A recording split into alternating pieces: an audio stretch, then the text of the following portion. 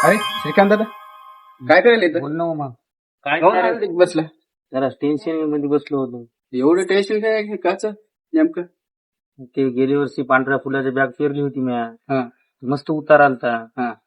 औंधात ते मला वाटलं बुवा जास्त होईल म्हणून दुसऱ्याच वावर केलं. अच्छा, कसं होईल रो मामू?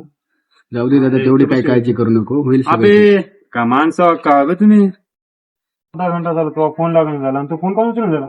मोबाईल नाही सोड, मी परत्याकडे गेलो.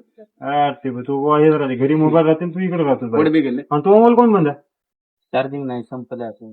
बरोबर. काय झालं गप्पा चालू होत्या तुमच्या? आणि ते तुला माहित आहे ना की वावर केलं की काहीच निघालं नाही पांढऱ्या फुलाची. अबे तोच नाही यार, लय शेतकऱ्याचं तसंच झालं.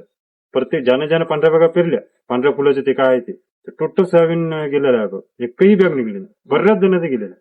त्याला इलाज मग आता मग पीक विमा तरी भरून घे. कसं आहे माहिती आहे का, फुल नाही फुलाची पाकळी.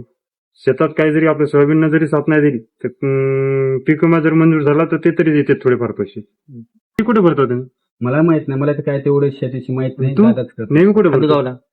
अरे आता हदगावला जायची गरज नाही ना, हदगावला जायची गरज नाही, निवगेला जायची गरज नाही, की बाळापूरला जायची गरज नाही. आपल्या गावात भरता येते ना. गिरी मल्टी सर्व्हिसेस. पीक विमा भरासाठी कागदपत्र काय काय लागते? अरे काहीच लागत नाही, 7/12 लागते. जे काय आपला गट नंबर आहे ते 7/12, बँकचं पासबुक, आधार कार्ड आणि मोबाईल नंबर. मोबाईल नंबर याच्यासाठी लागते की तुझ्या मोबाईल नंबरवर एक ओटीपी येते. ते ओटीपी जनरेट केला की तुझा विमा भरलेला तुझा मेसेज येते, म्हणजे सक्सेसफुल होते. फ्रॉड वगैरे व्हायची म्हणजे भीती नसते. आणि महत्वाची गोष्ट म्हणजे ते आपल्या गावातलंच आहे, CSC गिरी मल्टी सर्व्हिसेस. त्यावेळेस एकवेळेस जाय, मी सुद्धा चाललो, तू सुद्धा ये. चला तुमच्यासोबत आम्ही बी येतो. तू येत नाहीस का? यायलो ना, मी पण यायलो. अरे घे तुझी बॉटल राहिली आता, कामी येते. चल.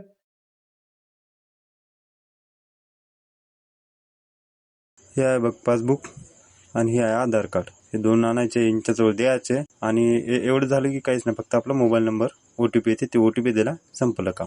आणि हे आहे पीक पेरा. हे पावती पूर्ण भरून द्यायची आपल्याला, किती एकरचा भरायचा. त्याच्या पुढे असं नाराज राहत राहू नको. प्रत्येक गोष्टीला पर्याय देतात आपल्याला. कसं खरं आहे की नाही? खरा खरा. आता कसं चेहऱ्यावर ते झालं आणि तुझ्या चेहऱ्यावर कसं ते झालं रे. मला तर येणार ना, पैसा यायला ना. हा तेच म्हणाल. सर्व शेतकऱ्यांना सूचित करण्यात येते की खरीप पीक विमा भरणे चालू झाला आहे. 31 जुलै ही अंतिम तारीख आहे. आपण सर्वांनी पीक विमा भरून घ्या.